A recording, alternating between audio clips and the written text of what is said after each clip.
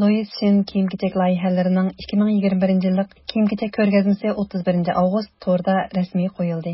Shvetsiyada cho'ng bo'lgan 27 yoshli Xitoy qiz Louis Shinning bir-biridan o'zgacha loyihalari va bu ko'rgazma orqali dunyoga bergan uchuri tor dunyosining kuchli diqqatini tortdi. Bu dunyoda insonlar tarafidan keltirib chiqarilgan masalalar biz bir-birimizga o'xshamaymiz degan xato qarashdan kelgan. Ko'rgazmani ko'rganlar modellarning ustisidagi har xil madaniyatni aks ettirgan rangdor, o'zgacha moda kiyimlardan o'zirinishdan boshqa, ko'rgazmaning oxirida modellar qo'lida ko'tarib mangan plakatlarga yozilgan birla eriq bor. U bo'lsa-mu inson erqi. Men Afg'oniston bilan bir safda. Bizning kuchimiz birlashishda deganga o'xshash xatlarga diqqat qilgan. Bo'libmi eng oxirida Louis Shin o'z qo'li bilan o'tirida turgan ikki modelga bergan uzun lozungidagi Uyg'urlarga erkinlik, barliq irqiy qirg'inchilik to'xtasin shiori ijtimoiy taratqularda nihoyatda keng tarqatildi.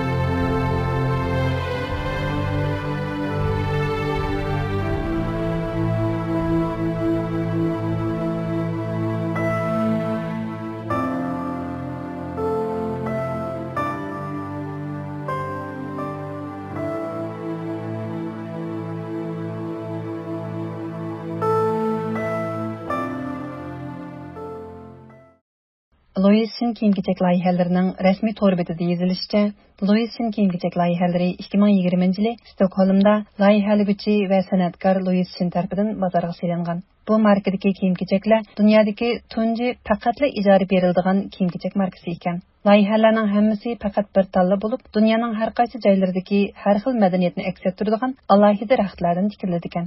Ular o'zining qimmat qarashi haqida mundaq deb yozgan: "Biz bu dunyoga yalang'och keldik. Yana o'xshash shaklda yalang'och ketamiz. Bu dunyodagi hech narsa bizning emas.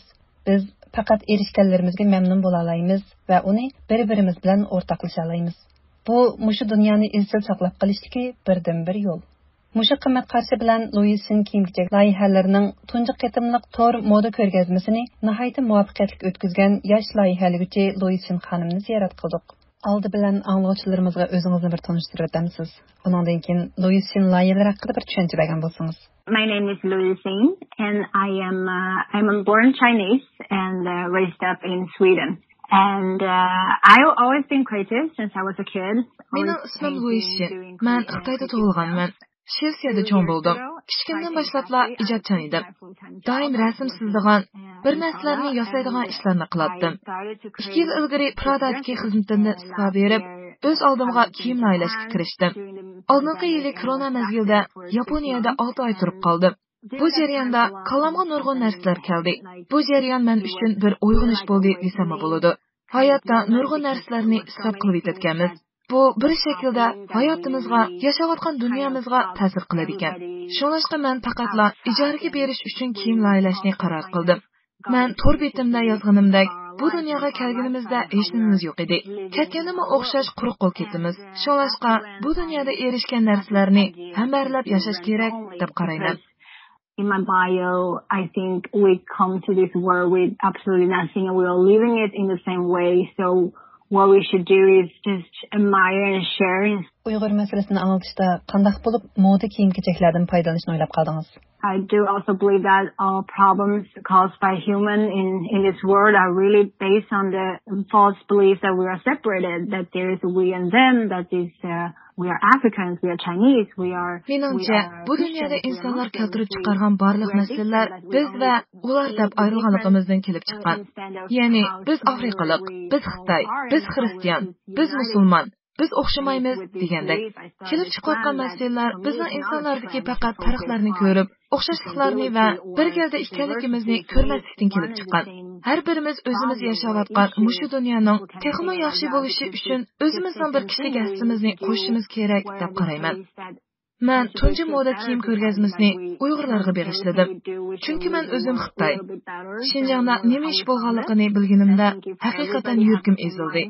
Mening kichik vaqtimdan boshlab bilganlarimga zodil o'xshamaydigan yot bir ishlar yuz berayotgan bo'lg'achqa, Dastlabda bunaga ishonmadim. 2021 yilda yashayotgan bizlar qanday qilib mushunda qo'rqinchli ishlarning yuz berishiga qarab turayotganligimizni, uni to'xtatish uchun texnicha kuchmayotganligimizni tushunolmadim. Men siyosiy partiyalar, hukumat organlari va yordam tashkilotlari bilan aloqalashdim. Ammo ko'pincha yo'q degan javobga erishdim.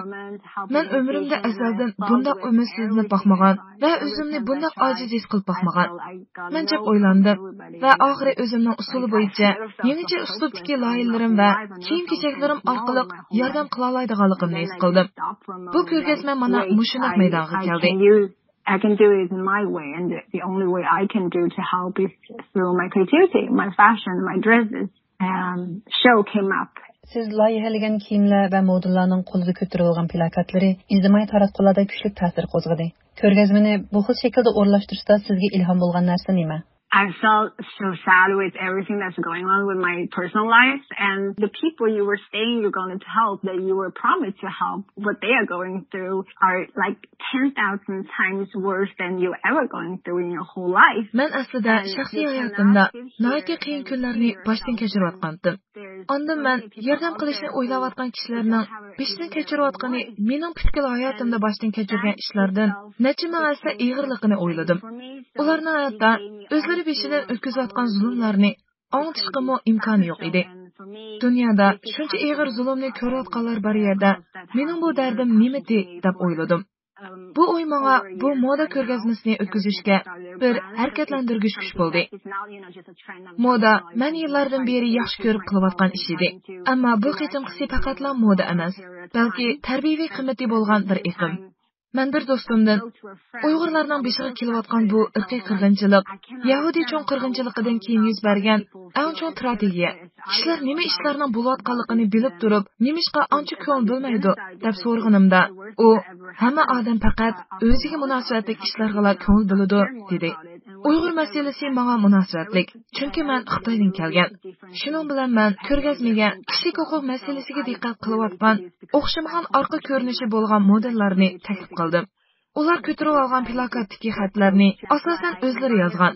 Men bu ko'rgazmani Uyg'urlarning ovozini anglatish uchun ishlatdim va ko'rgazmaga qatnashgan modellarning o'zlari ko'ngil bo'ladigan masalada ovozini anglatishini umid qilgan edim. And because I use this show to raise a voice for the Uyghur community, and I want them to raise voice for what they are passionate about as well. Gerçi bir qism kiyim-kechak shirkatlari kiyim-kechak ishlab chiqarishda Uyg'ur majburiy emgakka chidishlik ekanligini bilsa-mu, Xitoy bilan savdo qilishni davomlashtirishni tanlayotdi. Siz bu masalaga qanday qaraysiz? I understand them. I understand that they have a lot to lose, and because end of the day we're all humans and we just want to try to make a living day to day. Hammamiz tirikchilik qilayotgan inson bo'lish sifatimiz bilan ularning nurg'un narsalarni yo'qotishini xohlamaganligini tushunishga bo'ladi. G'oyazor shirkat, g'oyazor markaning orqasida qalbiy va hissiyoti bo'lgan jonliq odam bor. U dal men aloqalashayotgan kishilar. Men o'zimning yakka inson bo'lish sifatim bilan qanchalik kuchli ekanligimizni va qo'rqinchning g'oyishli yo'qligini tushunishimizni umid qilaman. Chunki kishilar isboqlashsa, dunyoni o'zgartirish uchun haqiqatan nurg'un ishlarni qila oladi. Shaxslarning kuchi har qanday shirkat yoki davlat va yoki bizga qarshi turadigan har qanday narsadan kuchli. Ishonamanki, kishilarning qalbini ilitsangiz, boshqa hamma ishlar o'ngishli bo'ladi. Eng chatoq yeri shuki, agar siz ularni siz tarafda turishga ma'qul qilsangiz, ular ziyon tortishi mumkin. Shu nurg'un markalar sizni qo'llashdan qo'rqadi. Ammo odamligingizni yo'qotishdan qo'rqinchli narsa bormi? Meningcha, biz qo'rqishning o'rniga jasoratga kelib, qo'rqinchimiz bilan yuzlashganimiz yaxshi. Shunday bo'lganda, bizning kasbimiz va jamiyatimiz butunlay o'xshamaydigan boshqacha kasb va jamiyat bo'ladi deb qarayman. If we just act out of courage and faith instead of fear, it will be a totally different kind of industry and totally kind of society. Uyg'ur masalasini anglatish uchun boshqa planlaringiz bormi? I just put up a GoFundMe as well for kids living in exile there, and most of them are in Turkey at the moment. Men yaqinda muhojiratdagi Uyg'ur bolalari uchun iyona to'plash murojaati chiqardim. Ularning ko'pinchisi hozir Turkiyada. Meningcha, agar siz bir odamga baliq bersangiz, ularning bir kunlik yemaklikka bo'ladi. Ammo ularga baliq tutishni o'rgatsangiz, ular bir umrlik yemaklikni tepib yeyalaydi. U yerda Uyg'ur bolalarini tarbiyalaydigan va ularga oilaga o'xshash bexatar qo'llaydigan maktab bor ekan. Ularga yordam qilishni planlayapman. U bolalarningmi bizga o'xshash orzusi va umidi bor. Men bu murojaatnoma va bu kiyim-kechak ko'rgazmasi orqali ularning orzusini amalga oshirishini umid qilaman. They have also dreams and hopes, and I really hope that with this GoFundMe and with this project that we can make their dreams come true as well. I came into contact with this your amazing friend. Bunun başqa yana Jawar İlham To'xtaning qizi bilan Uyg'ur majburiy emgak masalasi, bu masalaning qanchalik muhimligi va qanday qilganda shirkatlarning kuchidan foydalanib, uni oxirlashtirg'ili bo'ladiganligi haqida suhbat uyushtirmoqchi. Imkonga qadar ko'proq kishining bu suhbatning mazmunidan xabardor bo'lishini umid qilaman. I really hope as many people as possible can join this live. Louis Shin xonim va Jawhar İlham 2 sentabr kuni Uyg'ur majburiy emgak masalasi haqida Instagramda suhbat o'tkazdi.